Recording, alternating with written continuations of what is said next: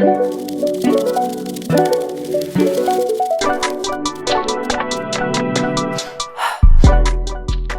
guys, welcome back for episode 18. So last week we explored why underperforming B2B websites are silent growth killers. We broke down how to optimize your site's messaging, UX, and CTAs to turn it into a 24/7 sales engine.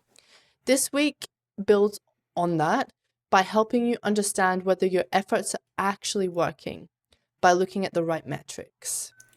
Yeah, metrics now, that is definitely a problem with a lot of agencies and the way that, metrics are delivered to customers and what the ROI and all this kind of stuff is made out to actually be. And generally, and this is what differentiates us from like a marketing agency, because we look at more meaningful metrics that actually matter, if you like. So what are vanity metrics? Well, if you think like impressions, likes, follower counts, bounce rates, basically delivered on their own.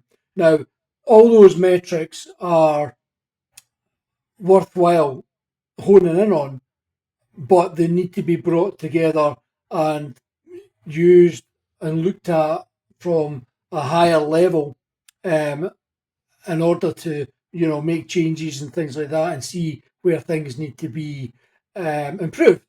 So to Yeah. give you an example, if you're running a Facebook ad and impressions are low, then there's a good chance that it's not being delivered. So that means that you maybe need to go and change something to improve it. If you've got a campaign to increase follower counts and things, and you're running a campaign, you're spending money, but your follower counts aren't increasing. And the same is true for like bounce rates on your website. If your bounce rate's high, then you know that something needs to change to bring your bounce rate down. But these really don't feed the beast, if you like. These are like things that happen at the lower level. Just And things that look good on a report. they might look good on a report, but they're actually meaningless in a lot of Yeah. cases. They're only meaningful to the people that are actually making the changes to the website and the ads and things like that to actually help them get better. What they don't go over is they don't really provide the how things are progressing. What ROI Yeah. did that campaign It doesn't deliver? show the real progress. That's Yeah. correct. Yeah. And a lot of B2B marketers often just default to them because they're easy to track and universally understood. A lot of clients that don't understand the higher level metrics can understand that this is how many people have viewed my content That's versus right. how many people have liked it.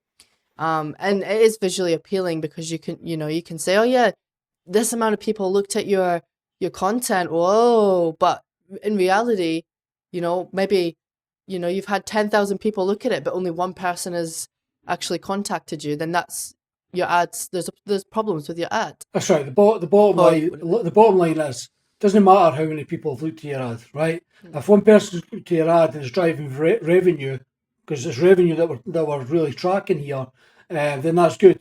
If 10,000 people have looked at it and it's no driving revenue because only one person is actually converted, then there is a problem. But the main metric that everybody's looking at, or the main metric that they should be looking at, is the non-vanity, which is how much money is it making me? How Yeah. much value is it driving to the business? Yeah.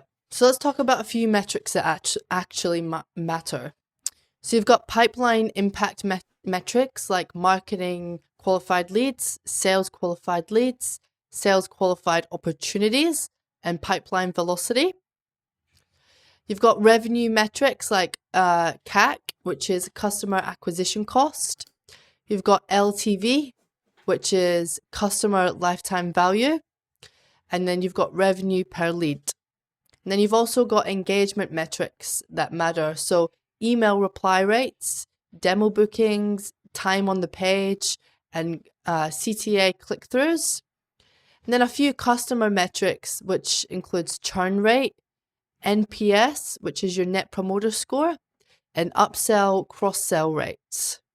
That's right. And the shift here is going from performance-based activity to performance outcome. So what's the actual outcome that's being driven here? Yeah. That's essentially what it is. And when we're setting up like our growth engines for our clients, because that's really what they are. We look at the metrics that matter, the things that actually move the needle, the things that you can see, what's working and what isn't.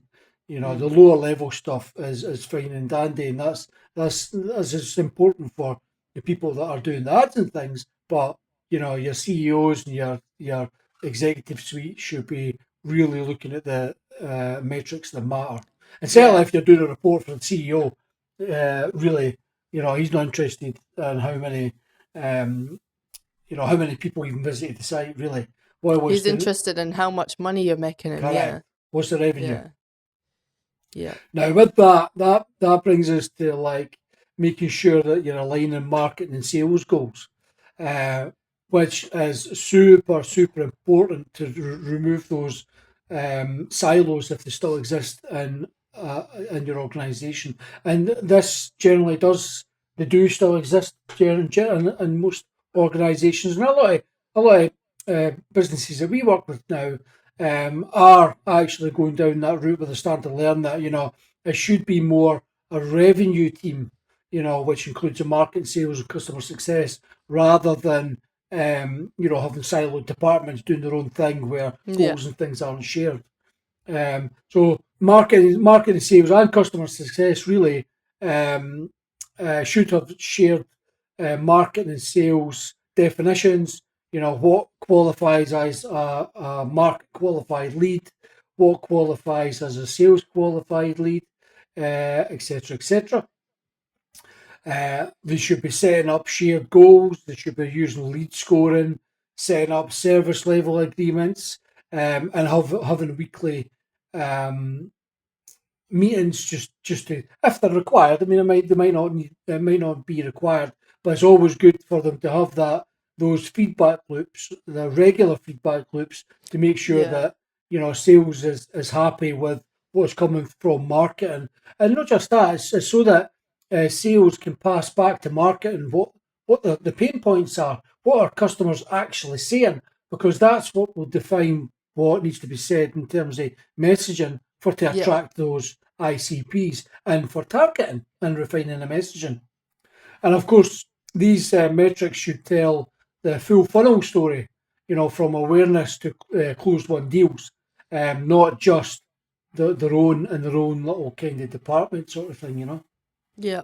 And we've actually done a podcast episode talking about aligning your marketing and sales and why that's so important. So if you haven't watched that, definitely go and watch that. That's a good one.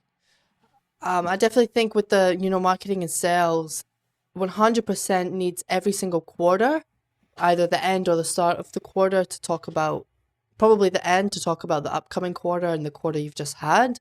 If you do need the weekly meetings, then definitely go for it. But definitely make sure that both of your marketing and sales is aligned and they're on the same, wavelength, they have the same goals. Now, building a B2B metrics framework. So there's 3 tiers. You have top of funnel, which is your website traffic sources, content engagement, lead magnet downloads. You have middle of funnel, which is your MQL, so marketing qualified leads, and your SQLs, sales qualified leads, conversion rate, email open and reply rates, time to book. And then you have the bottom of funnel, which is your win rate, your deal size, and your sales cycle length. So visualizing the funnel will help for better stakeholder communication, and it'll help track trends over time versus obsessing over the daily little spikes. 100%. And this tofu, mofu, and bofu should actually align with the customer journey as well. Where it's awareness and that essentially brings the customer through their own journey. So when when you're getting to the middle of the funnel sort of thing, the customer will already know. From a customer's perspective, I mean, should already know that these guys can. I've got a problem. This is my problem. They've got the solution, um, uh, and now it's going through that kind of those stages. Is I think it's good to try and visualize the customer journey with that metrics framework as well, just so that it should help you understand what kind of metrics will be at that particular level. Yeah. And there's lots of different tools that you can use to track what matters. So you've got different CRM platforms like HubSpot, Salesforce, Pipedrive, how to make them work with your marketing. And here's You've the got thing, Chloe, some of the problems you've got with CRMs is, especially when the sales and marketing aren't aligned, is you'll find that, marketing might be using HubSpot and sales might be using Pipedrive, and they're using different data sets, and oh my God, it's crazy. So usually when we're going to a customer, we need to merge that stuff.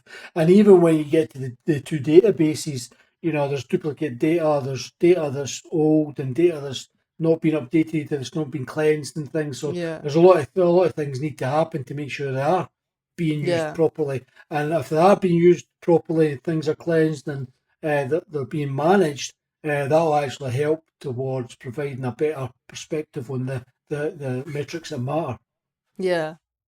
You also have analytics tools, so like Google Analytics 4, Hotjar, and UTM tracking, and different dashboards like Databox or Looker Studio to build some real-time actionable dashboards. But there's no point in you tracking this data if you're not going to turn it into decisions. 100%. Go back to the analytics tools there as well.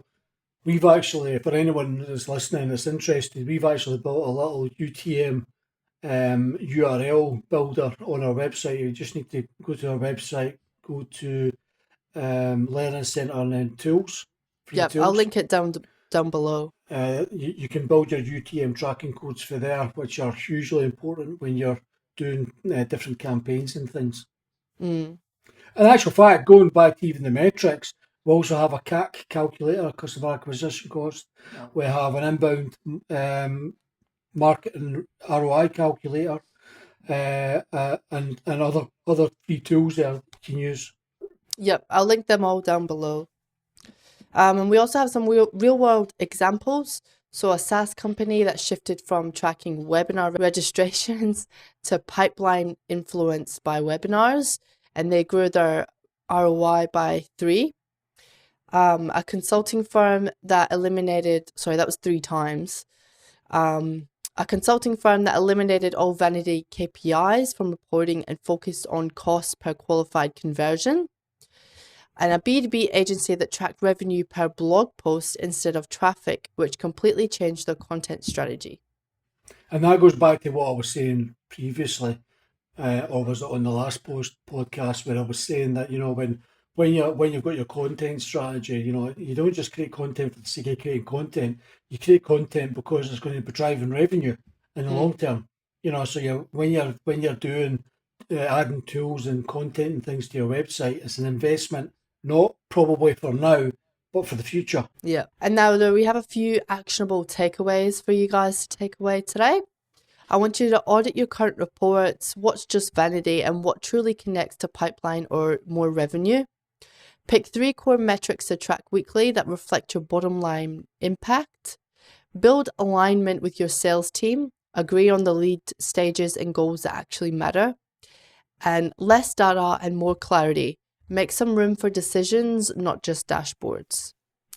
Next week for episode 19, we're going to be bringing order to the chaos. We're going to be breaking down the RACE framework, reach, act, convert, engage, and show you how to structure your marketing around the entire customer journey. If your strategy feels scattered, this episode will definitely give you a system that you've been missing. All right, awesome. Well, we'll see you for the next one. Thanks, guys. Thanks.